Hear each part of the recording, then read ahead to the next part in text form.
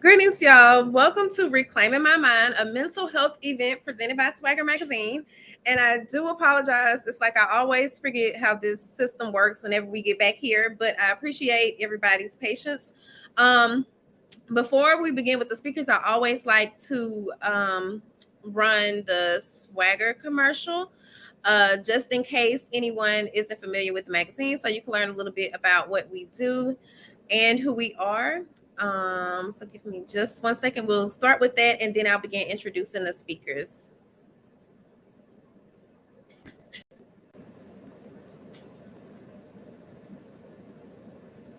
And lifestyle publication for Black women who like to be real with themselves and in business. The magazine also offers public relations services and visibility coaching for Black women led businesses, coaches, authors, and girl bosses so that they receive more exposure and grow their brands. To learn more about Swag Her magazine, please visit www.swagher.net. That's www.swagher.net. Check our swag. We're more than a mag.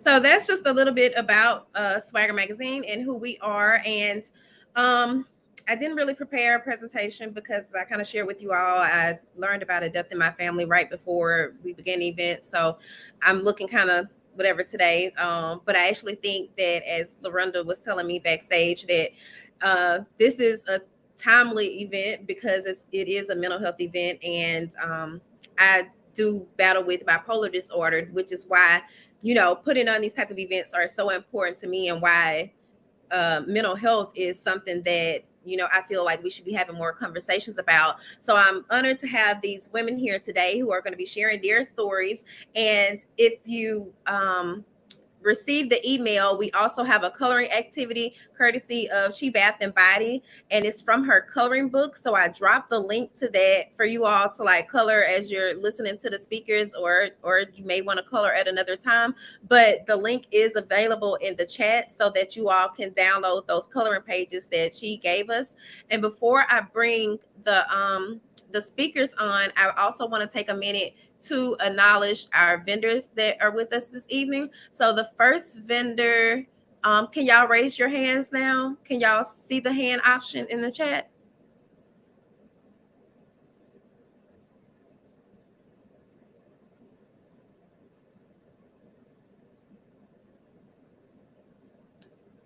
Uh, okay. Okay. But I'm looking, Shauna, are you still on? Or Kim? I'm trying to pull one of you all up on stage to share a little bit about your business right now.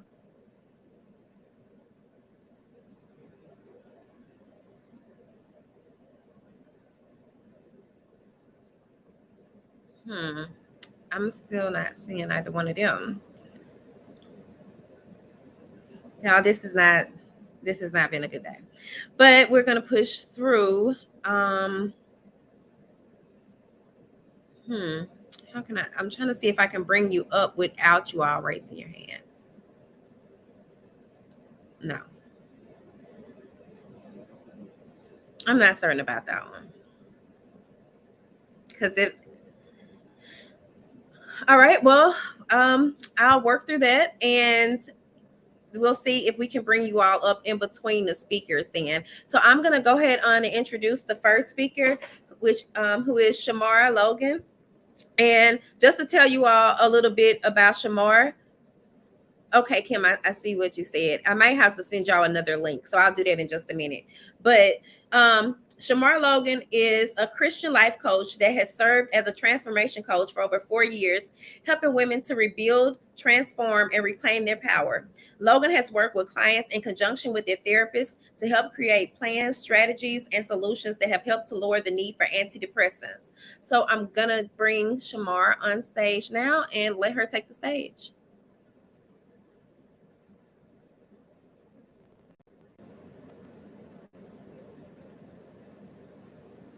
let's turn everything. What happened?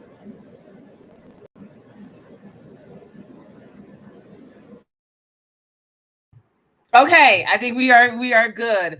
I just need to know if you can hear me. Just put like something in the chat. Let me know that you can hear me. And then I'm gonna go ahead and get started. I got a new. Y'all can hear me? Perfect. Okay, great. I got a new speaker, y'all. I got a new little microphone, so I want to make sure.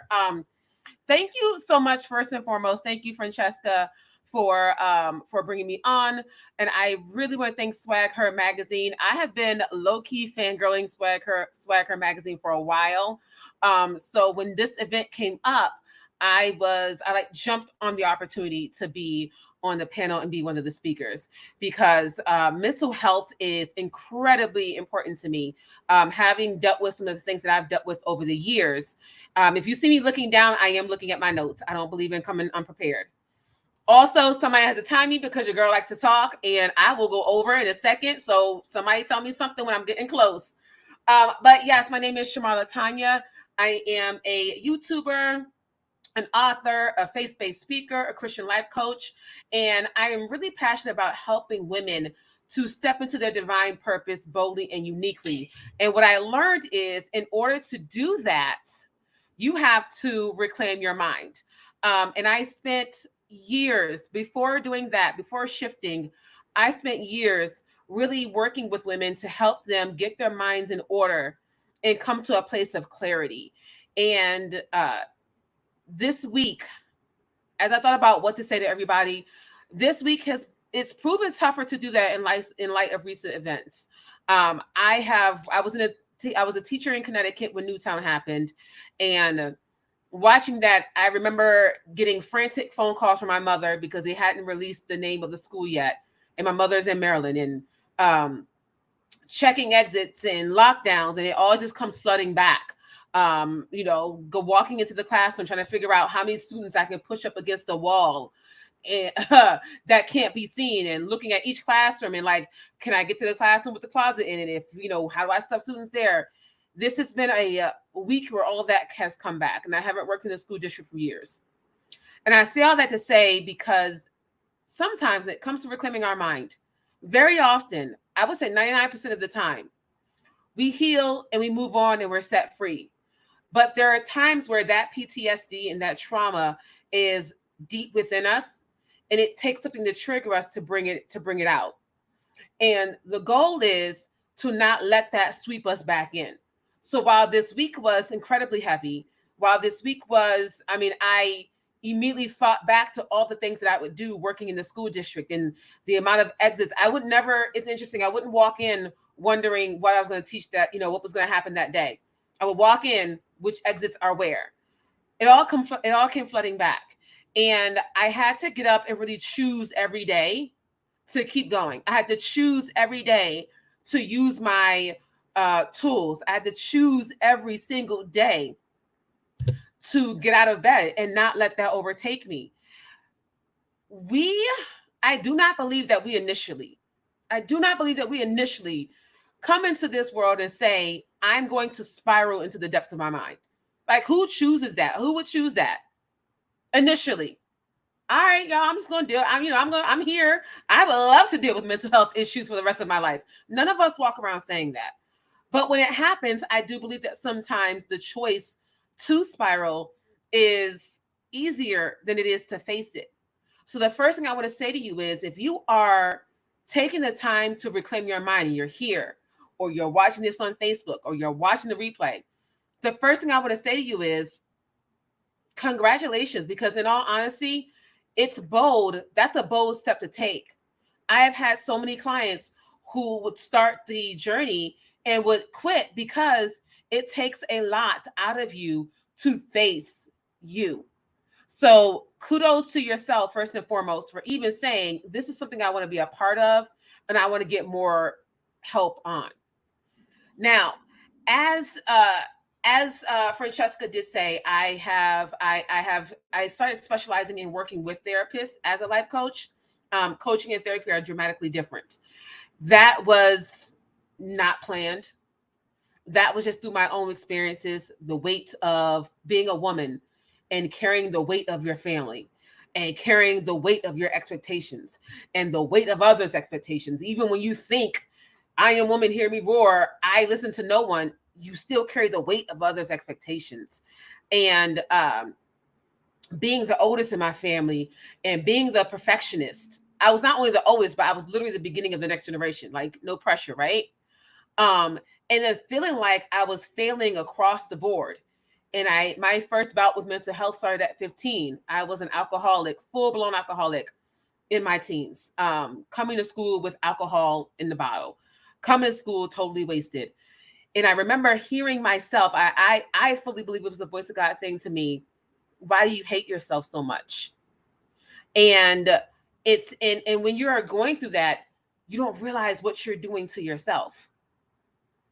So at that point, I would end up struggling with alcoholism and then depression for years, and then an eating disorder. And then I went through a sexual assault. So these are things that they just piled on and piled on. It was easier to stay under the covers or drink it away versus facing it. But at some point, there is a day of reckoning that we all have to face. And my prayer is that when you all leave here, you have the tools that you need. So now getting into it, I'm going to use one of my clients as a framework. She is no longer a client of mine. She has gone off. She is doing amazing. She went through a hefty divorce that she had to come through.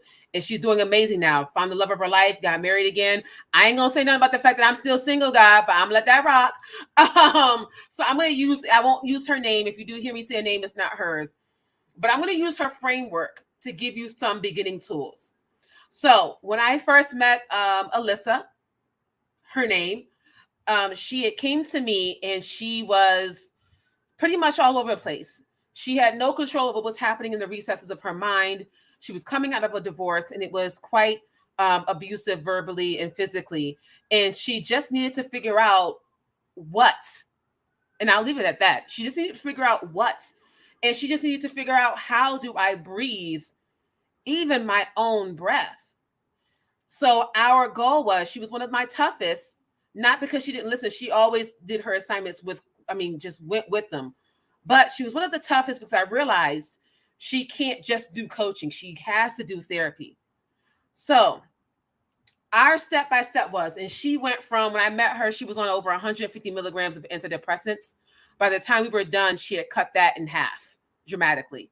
And the only reason why she didn't wean off completely is because her body physically was going through withdrawals. But by the time we were done, she had cut that in half. So how do we begin to do that? First step, you have got to clear the atmosphere. The first thing that we did, we began to clear the atmosphere in order to reclaim her mind. This may mean clearing out people, all of the extra things that create that noise. And when I say things, just those things that we tend to surround ourselves with so we don't have to face whatever it is that we need to face. You have to begin to clear that noise out of your mind. And it's not always going to feel good. It's a scary step to take, because clearing out often means clearing out the thing that you have done your entire life. The people that you have been around your entire life. The people that you thought you would continue on with, and you realize, I may not be able to continue on with them. You've got to clear that noise around, because how do you begin to reclaim your mind if it's so noisy that you can't even grab a hold of it? So we began to clear out. Clearing out, you take it one step at a time. Unless you're like me, I am extreme. I'm either in or I'm out. So when I clear it all. I'm like, knock all of it over, like get all of it out the way. But if you're not like that, then you take it one step at a time. But you have to begin to clear out those people and those things that are overwhelming you. So we began to clear out. Her ex-husband at that time had left the house, and she literally just began dumping things that made no sense to her. I know she lost a friend, and she lost people for a while, but she had to get to that point of isolation. And you have to remember that isolation often is incubation. When you're isolated, it can be incubation. And when you're incubated, you're set off to the side. So you are in the right conditions to grow. You cannot be incubated to grow out there in the fields. Incubation requires a pulling away. with the right atmosphere and the right conditions in order to grow. That's what clearing the atmosphere would do. Come on, Holy Ghost, because that was not me. That was not in my notes. But that's what that is. So I encourage you to look at clearing the atmosphere as I'm not isolating. I am going through an incubation period. The right conditions are happening for me to begin growing. Okay? Then this is going to be, please don't roll your eyes at me. Okay? Please don't. I love y'all. Don't do that. I had her start journaling. And that's the second thing. Start journaling. We have gotten so used to things that are cliche that we forget the power of them. The reason why I had her to start journaling is because we needed to sort out and distinguish her thoughts from the thoughts that were placed in her. So she started journaling to look at what her thoughts were. And my challenge to you is don't journal in a way that is, don't journal in a way that you think it should write. Go all over the place. My journal, when I was going through my process, looks a mess. Sis was writing everywhere. I was writing upside down on the little sides. Like however I needed to write, I wrote. So I challenged her to just brain dump, just write. And as she would begin to write, we would read that out loud to me and her therapist. And we would begin to do a Venn diagram, literally. My thoughts, somebody else's thoughts, and in between was really something that I actually really do believe in that may have come from somebody else. But we would create a Venn diagram of her thoughts, and we would compare them with what she was told. And lo and behold, what we found out was everything that she did was based on what she was told she should do. How many of us feel like we are trapped in, I won't say marriage because y'all not about to catch me like that. But for her, she was trapped in a marriage. She was trapped in a society and it was arranged. She was trapped with a family that told her what to do her entire life. So she had to figure out what her thoughts were. And then she kept her therapist. Y'all get therapy. Please get therapy. It was big for me. So what we would do is a therapist basically would help her pull up the roots and the weeds. I would help her plant new seeds. And we began to help her grow that. So she kept her therapist. And this is what you would call wraparound services. It's okay to have a team of people. It's called wraparound services. You have somebody to address every need. And number 5, and I think I have like 2 minutes left. She started making decisions. This is so big. She started making decisions that were good for her soul, her spirit, her mind, her body. And lo and behold, like we realized her house, her apartment wasn't even set up the way she wanted to. She was doing everything for everybody else. Making your decisions is bold because you are literally saying to everyone else, I got this. And everyone else may not understand that. I am a firm believer of the Mind Your Business Ministries. I got this, mind your business. Okay. Me and God got it. And so when she started doing that, she started doing things that were making her happy. Her living space became her own. Her voice became her own. And then right there, she woke up one day and forgot to take her medicine. And it wasn't until the evening that she realized when her body went through physical withdrawals, why am I feeling like this? I didn't need my medicine today. And then that's when we took off. And we began to wean her off of those antidepressants. Because sometimes it's not always a chemical imbalance. It's what's happening in your life around you. And I know that because once I started making decisions for myself, and once I started pulling up those weeds and those roots, everything around me got better. I will leave you with this. She has gone off. She has found her purpose just by clearing out just by those simple steps. There was more, but we'd be here for hours. But those were the beginning steps. Lastly, what I will say to you is this. At the end of this, all of this, you have got to be aggressive about keeping your mind intact. I have body dysmorphia. When I look at myself, I see something totally different. I have body dysmorphia. And I am aggressive about who says what to me. Do not talk about my weight. I'm still haven't been delivered from the spirit of clapback. Okay. Do not come at me a certain way. I'm very particular about who says what to me and who is around me, because my mind is too important and I cannot afford to lose it after gaining it. If that makes me the bad guy for a while, then so be it, as long as I'm at peace.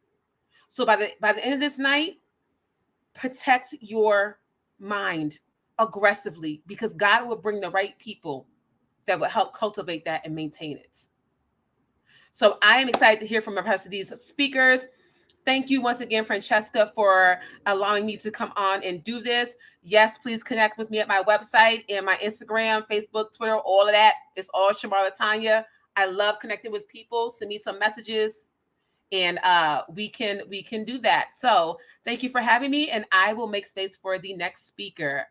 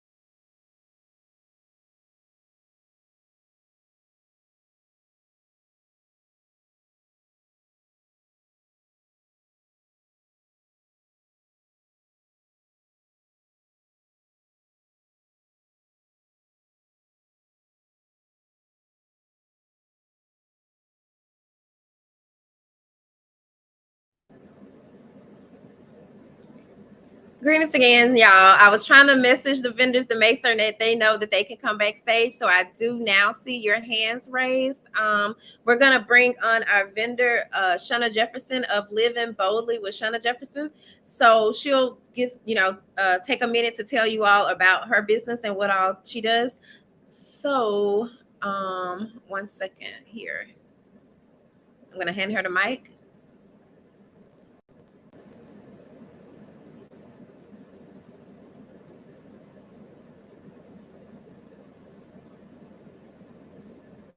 Shana, can you turn your camera on? Can you hear me? Yes, we can hear you, but we can't see you. I can't hear you. If you can hear me. Okay. Y'all know how technology be. But can you all still hear me? Because I can hear Shana. Can you all hear Shana as well? Okay. So I'm going to bring Kim up and we'll try to see what the issue is with Shana. Kim, can you raise your hand one more time for me, please?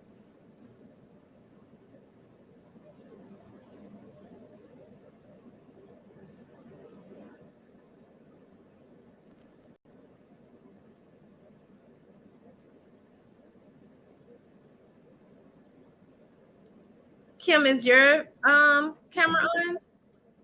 It is. Y'all, this air meat then. It ain't me. Because I don't know what's going on. Oh, wait. There we go. I just had to turn my camera on. I'm sorry. I'll let you tell everyone about you, Bath and Body, and what you do. I am a natural skincare formulator. I make and sell goat milk skincare products, as well as soy candles, and I write. Yay! It's so awesome. I write ebooks primarily on self-care, because I too, like so many people, deal with issues with taking care of my mind. I never thought that having a skin disorder would bother me mentally like it does.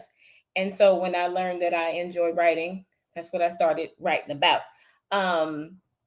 But I also I color a lot, and that has done so much for me mentally that you wouldn't believe, because it's a it's a thing of beauty where you can just get into your zone. You never think that, after the age of about 5 or 6 or so, that you would like to pick up a colored pencil or crayon and just have at it for hours. But it is so relaxing. It is so clearing to help me focus.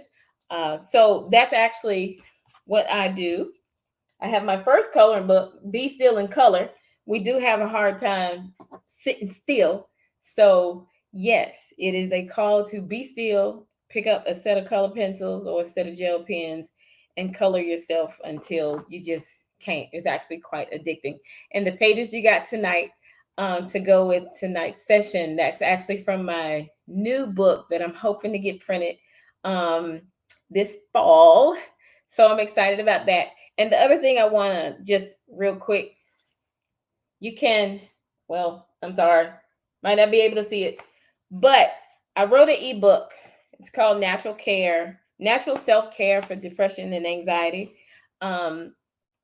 Because of my skin, again, I had issues with those two things as well as insomnia. So I wrote a book about it with some natural remedies that help me, that hopefully I can help someone else with. So there's that. It's on my website, shebathandbody.com, under my ebooks. I love to answer questions about skincare and self-care. That is what I do. That is what I love. So reach out to me. Everything is at Chi Bath and Body, except for Facebook. It's Chi B and B. And that's it. Reach out to me if you have questions. I love to customize formulas for your skincare and talk soy candles and books and coloring and all that stuff. So I'm here for the asking. Thank you, Fancy. I appreciate you giving me the time to talk.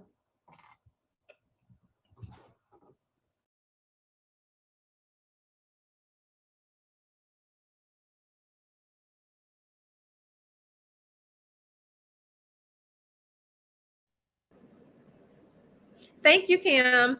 And if you received our newsletter, there's also a link to be able to access the coloring pages there. If you're actually in the event, then we also drop the link for the coloring pages in the chat. So thank you so much, Kim, for just always supporting and always being there. I know you had some other plans tonight, but you still made it, and I greatly appreciate everything that you do because you're always so supportive. I'm now going to bring up our next speaker, Mrs. Cindy Barrett of Marabou Cosmetics LLC. And before I bring Cindy on the stage, I'm just going to read her quick bio. So Cindy Barrett is a psychiatric nurse of 9 years. Barrett worked to reclaim her mental health, but she also changed her lifestyle, improved her products, and relaunched Marabou Cosmetics. Marabou Cosmetics' name was inspired by the Haitian tradition of calling beautiful Black women Marabou. And that is also how the line users feel upon using it. The hair and skincare line believes in educating and empowering women while advocating for sisterhood. So I will now bring Cindy to the stage.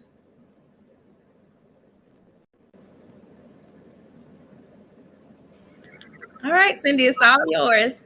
Hi, Fancy. Can you hear me? Yes. Great.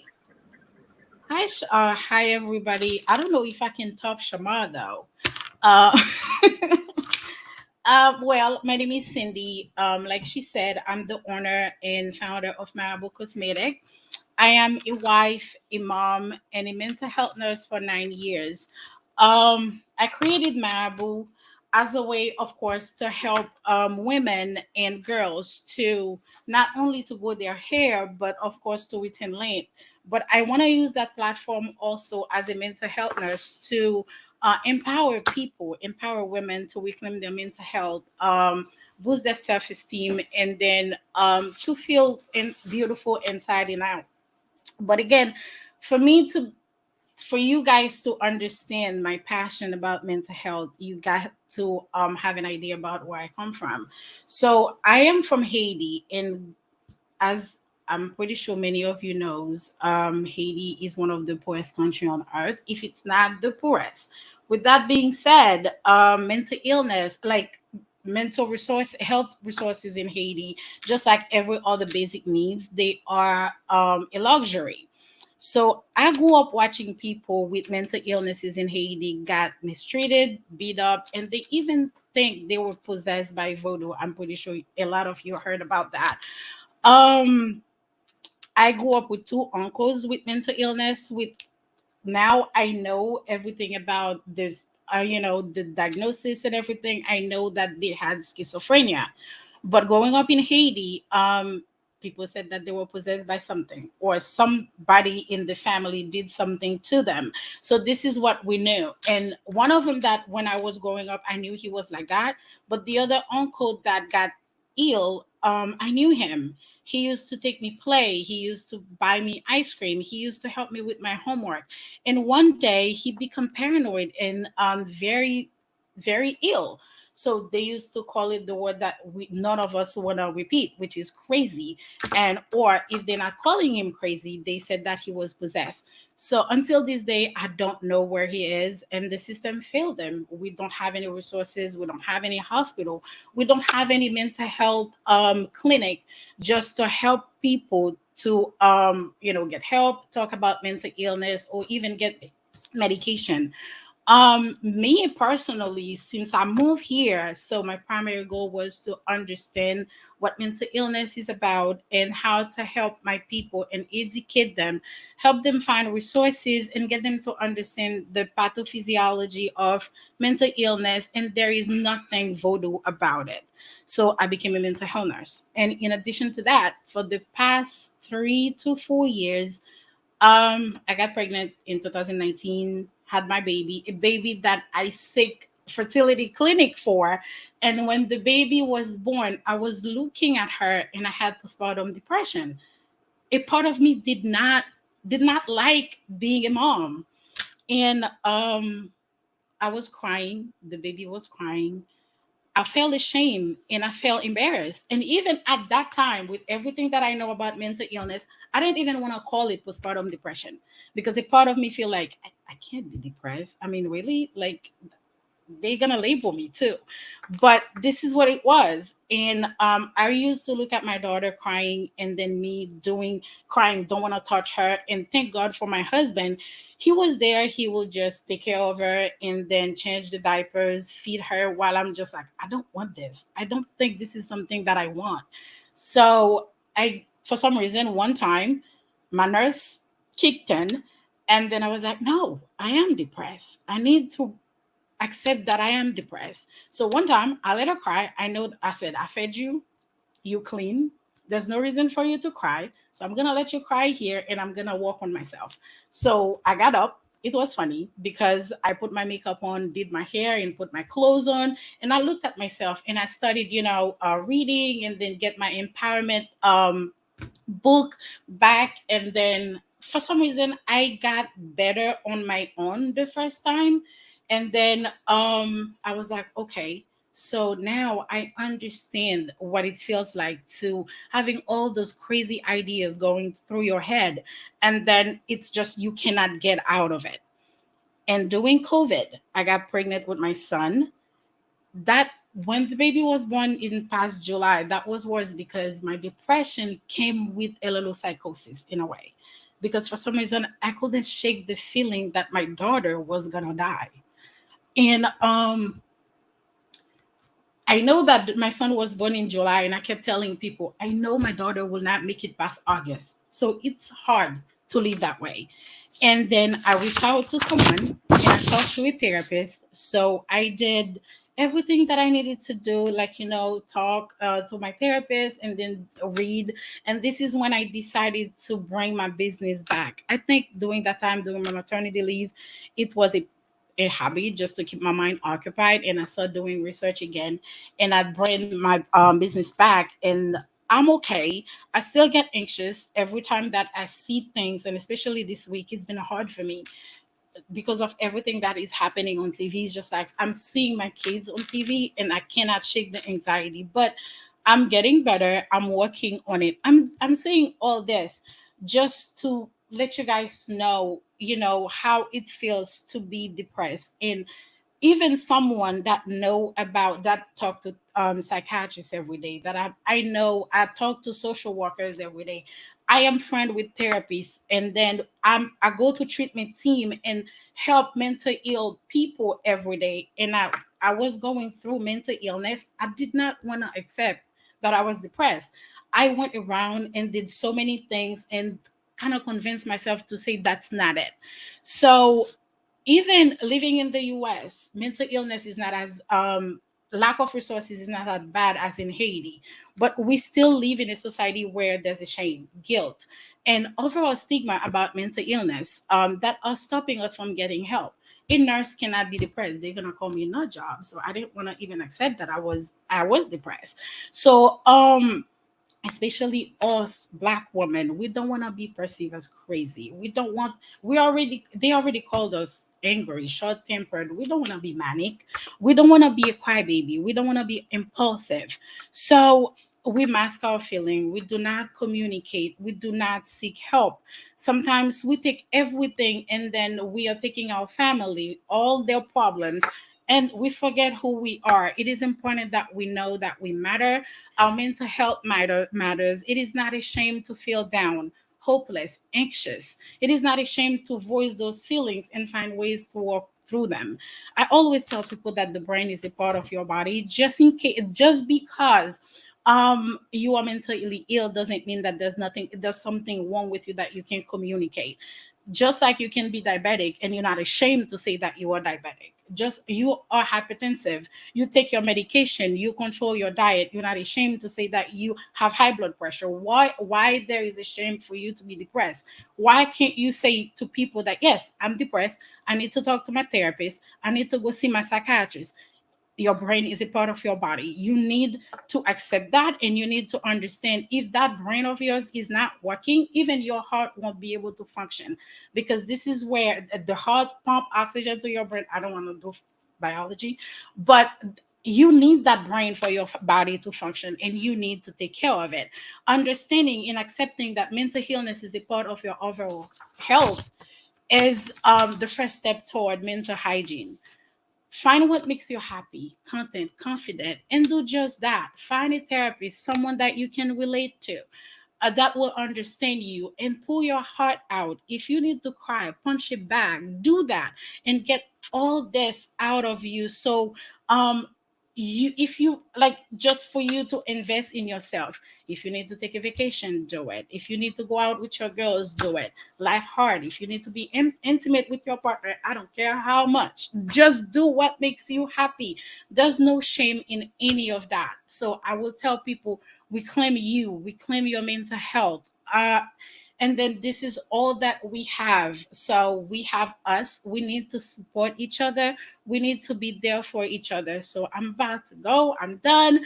But again, if you really if you want to get in contact with me, you can just go on the Instagram. The Marabou Instagram is Marabou, MARABOO.LLC. And you can check our website. Of course, we have a really bomb product that will make your hair glow. Check us out, send me a message. So I'm here to help. I know I'm not a therapist, but everything physiology about mental illness, I will be there. I will hold your hand. I will make you understand what's going on with you and your body. So I am here. Just let me know if you need any help. Thank you, Fancy.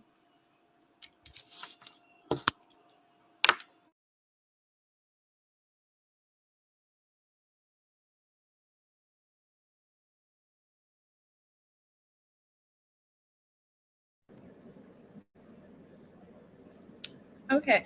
I put that quote that Cindy said in the chat because I thought that that was so powerful. As a black woman, they already call us angry. They already call us short-tempered. We don't want to be called manic. And that just really spoke to me as someone who suffers with bipolar disorder. And it's just, it just makes a lot of sense. And thank you, Cindy, for sharing those words with us. And also, Shamar, if anyone, Miss Shamar, I did put all the tips that she shared as well within the chat, and I've also been adding them to the Facebook, so you all can be jotting down notes as well. I'd like to now bring up Shana Jefferson of Living Boldly with Shana Jefferson. Shana, can you raise your hand if you're still here? Okay, let's see.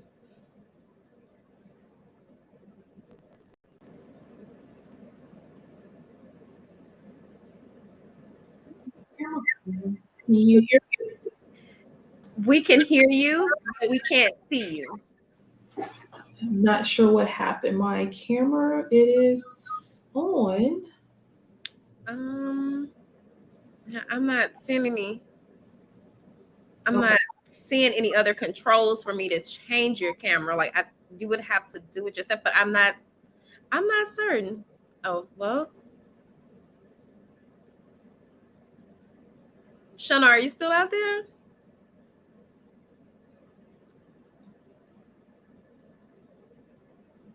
Um, I'm trying to give her a minute just to be certain because I do, want to acknowledge her and her business, especially just for her support in this event because we do always appreciate when people support, especially as a small business. But if she's not able to come back on, I can tell you all a little bit about Shana Jefferson and Living Boldly with Shana Jefferson. So, Shana is a personal development strategist, life coach, psychotherapist, a speaker, and creator of the Living Boldly with Shana platform. The platform is for the bold and audacious woman ready to break down barriers and create opportunities to set the world on fire. Together, we will encourage and inspire each other to turn our pain into purpose and further capitalize on our adversities to fuel our greater purpose in life. Products and services include life coaching, personal development books, self care journals, inspirational t shirts, and speaking engagements. And I think she just messaged me. Okay. All right. So I think she's good with, wait, let me see.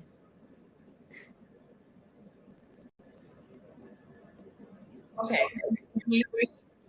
We can hear you, but we can't see you yet. I will not click anything else if you can hear me, Fancy. Okay. But you can take your minutes. I'm going to hop off stage. Okay, thank you. Well, certainly shout out to Fancy for being such an amazing visionary. I've had the honor of connecting and working with Swag Her now for several years. Starting when I was in the ATL. But as she indicated, I am a psychotherapist, business coach, life coach, as well as motivational speaker. And I created the Living Boldly with Shana platform in, I think it was July 2019. I was a panelist at an event at Ebenezer Baptist Church, historic Ebenezer that is in Atlanta. And essentially I had this epiphany that I wanted to do more for our women and more specifically for our Black women. And thus the Living Boldly with Shana platform was born. You can't see the shirt, unfortunately, that I have on at this time, but this is our signature t-shirt. It is the Bold Woman t-shirt. And the definition of bold woman is a woman who is fearless, courageous, and unstoppable in the pursuit of what sets her soul on fire. And hopefully that definition resonates with every woman, especially my Black women who are on this platform this evening. You can follow me on all social media platforms at Shana A. Jefferson. Also, the Living Boldly website. Thank you. I believe Fancy has put it in the comments. livingboldlywithshana.com. Thank you, and I look forward to connecting with each and every one of you in the future. Love and greatness.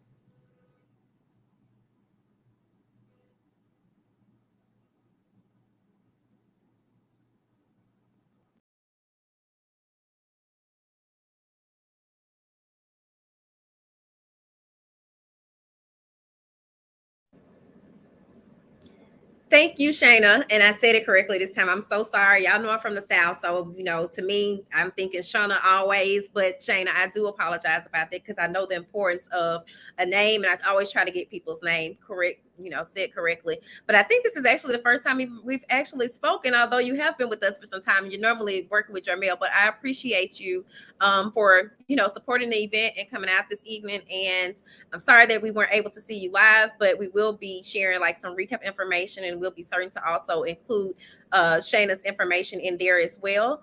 And our last speaker for the evening is one of my favorite speakers because I've worked with her in the past. Just I've been watching her grow and her progress.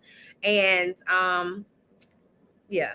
And y'all, I apologize again. I said this earlier, I think, in the event in case anyone has just come in, but I learned that I lost my cousin today. So if I look like I didn't even put on any makeup today, because I didn't, and my eyes are red because I've been crying, and this is just kind of really unexpected for me. But I mean, whoever really expects a death.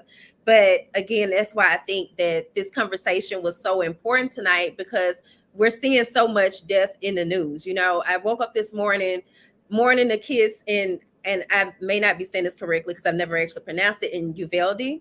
But then, to learn of someone that close to me passing hours later was just, totally unprepared. But again, I thought that this was important for us to do because it is Mental Health Awareness Month, and oftentimes when we're seeing all this stuff going on with the mass shooters and everything, it's crazy how mental health is mentioned in those times, and all of a sudden it becomes such an important subject. But prior to that, no one's paying attention, and people are dying every day, and no one's seeing that they're dealing with things. So again, I just wanted to stress the importance of having those mental health conversations. And now I'm going to introduce Lorinda before I bring her on stage. So Lorinda, as long as I've been knowing you, I still be messing up your name. But Lorinda Anjuar is a certified grief specialist / life coach and has personally overcome the struggle of depression, anxiety, and suicide. This mental health warrior assists people with walking through grief and understanding the root of their issue. And I also just want to thank Lorinda because she did a podcast episode with us on theories and thoughts. And at the time, it was Anya who was dealing with the loss of her dad. And, we thought that that'd be a good time to discuss dealing with grief. But she shared so much. I learned so much from her in that interview. So I hope that you all also learn from her speaking this evening. And I'm going to go ahead and bring Lorinda to the stage.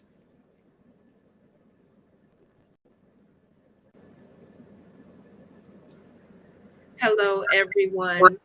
So I want to start this a little bit different, definitely different. So blank spots. I have blank spots in my memory. Blurry vision and polka dots hinder me from seeing the entrance that obstructs the hallway to my destiny. This house has no doors, no windows to escape this pain. I hear the muffled sounds of rain. The pitter-patter rhythm is driving me insane.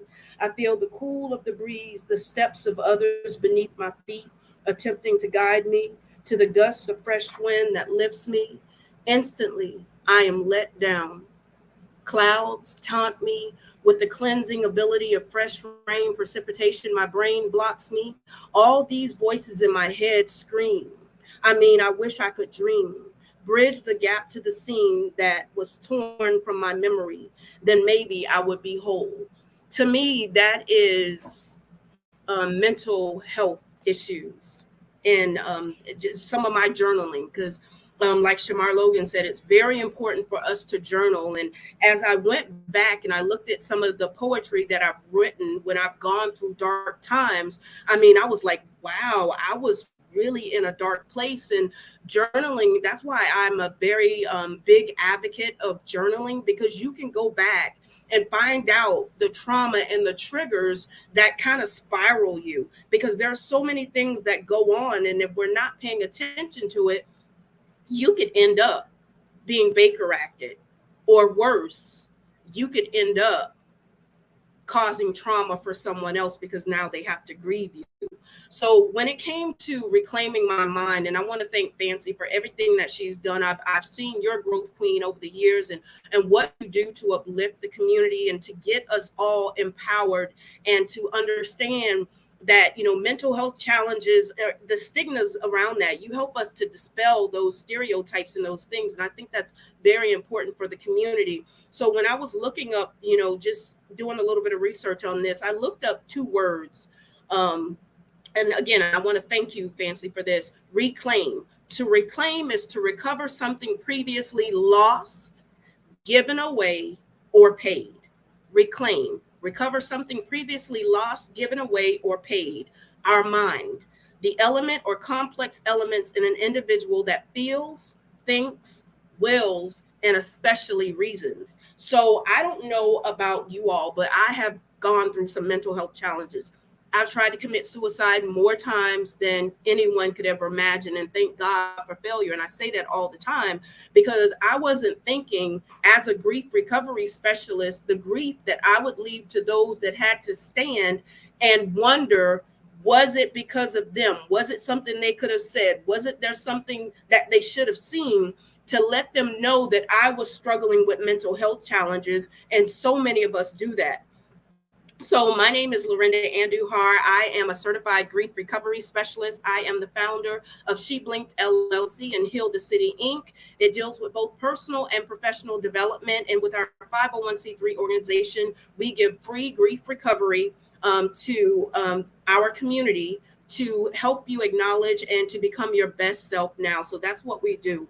So the reason that I do what I do is I worked in a corporate setting for a long time, but I took a lot of the challenges that I was facing that were actually mental health challenges as behavioral challenges because I didn't know any better. I didn't have someone to talk to say, you know what, you may be on this spectrum, because I didn't understand what that was. My mom took us to doctors, to well check visits, but no one took us to psychiatrists. No one had us talk to a psychologist. No, beyond what was going on in the school systems, and back then they were not equipped and prepared for some of the challenges that we were going. And some of these challenges were medically induced, things that we were taking as medications or foods that we were eating and different things that caused a chemical imbalance in us that gave us some mental health challenges. And some of these things were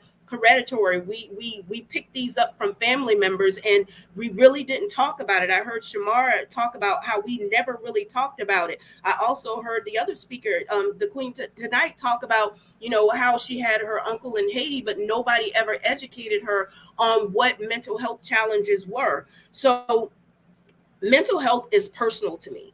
It's personal to me because I have gone through it. Mental health is personal to me because my family has exhibited some behaviors that, allude to mental health challenges. I have friends and in the community, coworkers that are dealing with challenges and things that set them off, things that would not set the typical normal person off, that will drive someone over the edge. And the day that I really realized that was something going on, because like I said, I tried to commit suicide multiple times, but it wasn't until I was planning an event. I thought I had it all together, and I'm getting ready for this major event in Fort Lauderdale, Florida. And I'm sitting in my living room in the quiet, and I'm sitting there, I've got speakers coming to join me, flying in from all over the United States and everything. And I'm doing conferences, and I'm super busy, and I'm doing well, but I'm spiraling, and I'm sitting in my living room in my rocking chair. And I remember it like it yesterday. And I'm sitting there going, oh my God, I'm going to kill myself. I thought I was failing at everything. I thought I was alone. I felt different. I didn't think that anyone understood me. And it was a challenge for me because I didn't have anyone to talk to, not because there weren't people around me. It's because I didn't trust the folks that were around me to understand the challenges that I was going through, and not to, label me as somebody that's incompetent because I had these feelings. And for so long, I had challenged myself. I had told myself, I had lied to myself that it's okay. It's not okay if I'm not okay. So I didn't tell anybody I wasn't okay. I put on this face, and I walked around like I was okay, but inside I was slowly dying. And so I joke a lot about, people need to, I saw this quote, and it said, people need to acknowledge the effort that I put into not being a serial killer, but on a daily basis, those of us that struggle with mental health challenges, we kill ourselves daily, trying to fit in, trying to be okay, trying to hide who we are so we don't get found out. And so when it comes to mental health being personal to me, there's a couple of things that we need to stop doing. We need to stop carrying the weight of others. I heard Shamar say that. We need to understand what our traumas and triggers are. We need to understand what our STIRBs are, the things that we run to, short-term energy relieving benefits, the things like alcohol, maybe it's sex, maybe it's drugs, maybe it's other people, it's appreciation, trying to please people. Those are all I wouldn't say side effects, but some of the inclinations that we may have something going on that we need to deal with. So there's 5 simple things that I would like to tell you that I talk about that helped me. Number 1 was acknowledging that there was a challenge. The challenge with acknowledging that there is a challenge with our mental health and our mental well-being and our mental clarity is sometimes we don't know that we're in a crisis because we don't know what the crisis looks like. If someone is saying that I have a heart attack, there are clear signs, even though they differ from person to person, that said this person may be having a heart attack. But there's no clear sign that says, you know what, this person may be in crisis unless you're a mental health professional and you know the signs. The average person does not know the sign, and that's dangerous. Because I was talking to Fancy about a family member that is schizoaffective, and when he has episodes and the police get called, I get concerned because not every officer has been trained to deal with someone that is struggling with mental health issues. So one of my traumas and my triggers is every time I hear a siren, I think, oh God, my son, and I go to calling my son, because that is a trauma and trigger for me. So we acknowledge that there is a challenge, but again, not everyone knows that what they are going through is a challenge. It's not mental clarity. They're not operating where they need to be because they don't understand that they have an issue. The second thing that we need to do once we do figure out, yes, I have a challenge, is to understand that no matter what my challenge is, I deserve healing. And, when people are struggling with mental health challenges, we push them to the wayside. I remember back in the day watching all these shows and black and white movies, and where they actually took people that had mental health challenges and they put them in an insane asylum. And they did all of these surgeries and tests on them, and they became test subject. They became less of a person, a human being with a heart, and more of a test subject. So it's very important that that if you have a family member that is struggling with mental health challenges, that you acknowledge who they are and let them know that they deserve healing. They are not broken. They don't need to be fixed. They just need some resources to get healthy.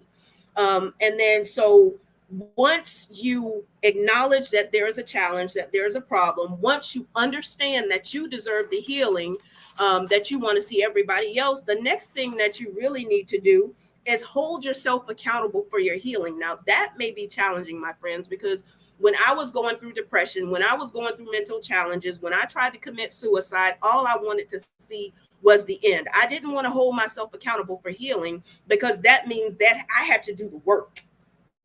And if healing would be easy and everybody would do it, but the part of doing the work, acknowledging it, stopping, thinking, and saying, wait a minute, this is a trigger for me, and this is how I react in this situation. So let me pause, let me slow down, let me make a phone call, let me tell somebody I need help. I need to hold myself accountable for healing. We can't totally depend on the medication. We can have a bottle of pills there that can help us, that can help get everything lined up where it needs to be. But if we leave it on the counter and don't take it, guess what? We're not holding ourselves accountable. Sitting on the counter, it's not going to do anything for us. You have to take it. And the challenge with, when people are prescribed medication, what they don't tell you is you may have to go through 6 or 7 different medications, 7 or 10 different doses before you find what's your best fit. That's hard work. I'd rather not feel like I'm numb on the inside. I'd rather not feel like I'm not here. That was one of my family members' challenges. He would not take his medication because he felt, he'd say stuff like, am I dead? Am I really here? He didn't like the way he felt.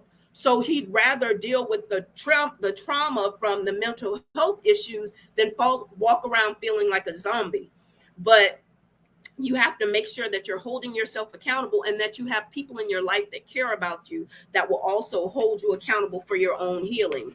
And then I say this all the time, know your triggers. Know your triggers. You know, you see somebody pop off, they're not just popping off to pop off.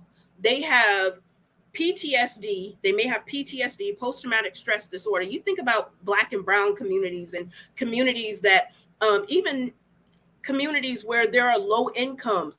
They've been dealing with poverty. They're seeing gunshots. They're seeing, you know, people get raped and mugged and things stolen from them, losing your job. You can't make ends meet no matter how much you try. You can't even get to, you know, to a quarter of where you need to be. And you're struggling with all these things mentally, and you can't seem to get over that hump. And every time you think you're going to get over that hump, something else happens. So know your traumas and triggers, because if I know what my traumas and triggers are, I'm more likely to be able to progress, and I'm more likely to be able to stop. And if I journal certain things and I see I behave this way, I can reach out and say to my counselor, hey, I had this episode. This is what happened when I had this episode.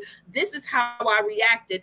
Can you walk me through it? Can you talk me through it? And then knowing your traumas and triggers, owning your own healing is going to be important. And then ask for help. Why don't we ask for help? I can tell you, as a person that never asked for help, because I was afraid of who was going to talk about me. I was afraid who was going to know my business. I was afraid of, if they find out this on my job, am I not going to get the promotion? What's going to happen to me?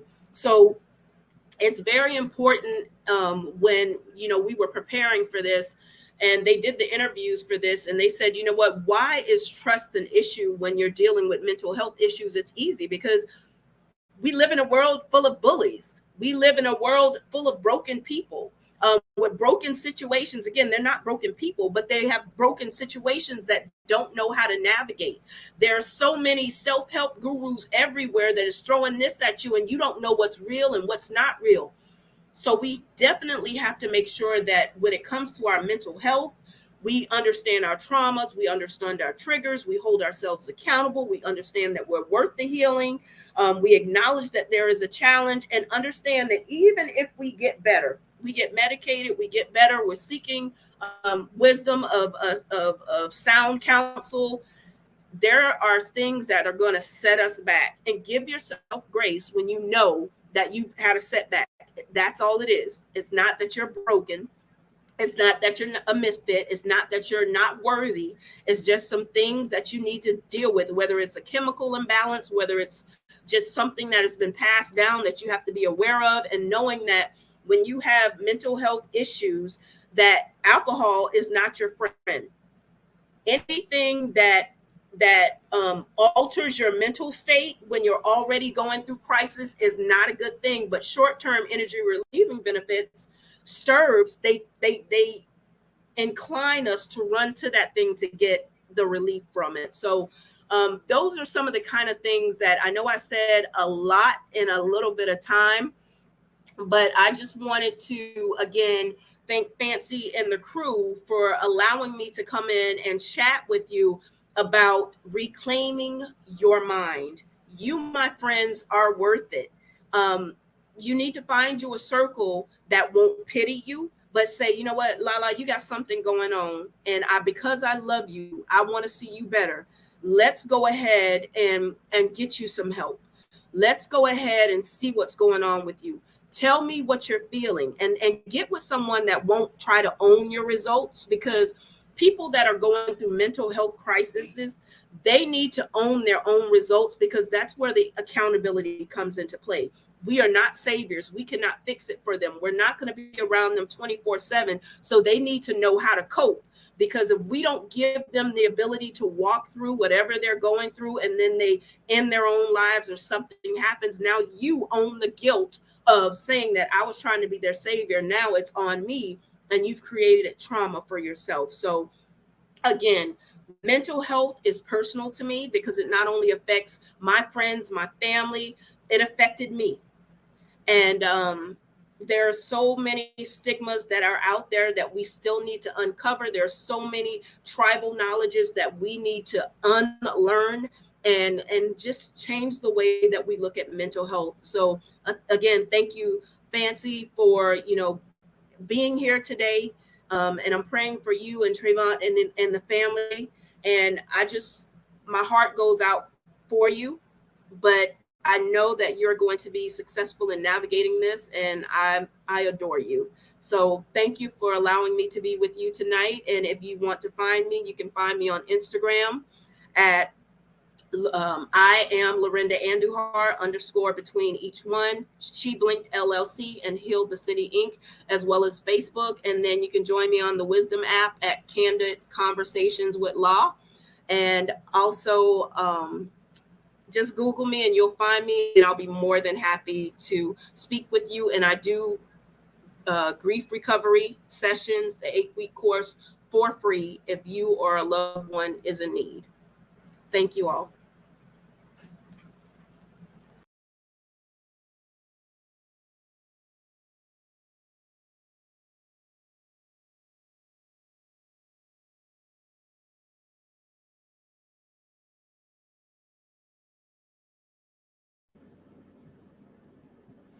Thank you so much, Lorinda. Just for sharing your story, for being transparent, and all of you ladies have been so transparent. I think with each of you, I kind of learned something that I didn't know before.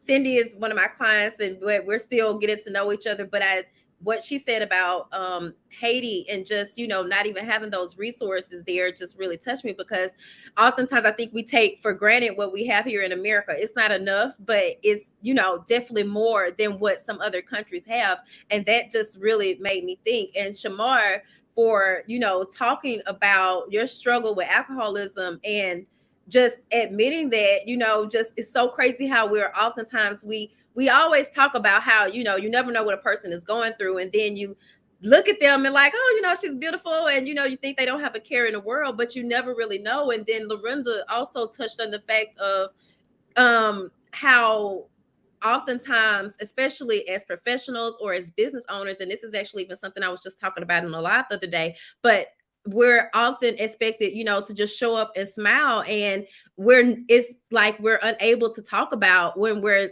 battling with things, because we're worried about what other people are going to say, if other people are going to think that we're incompetent.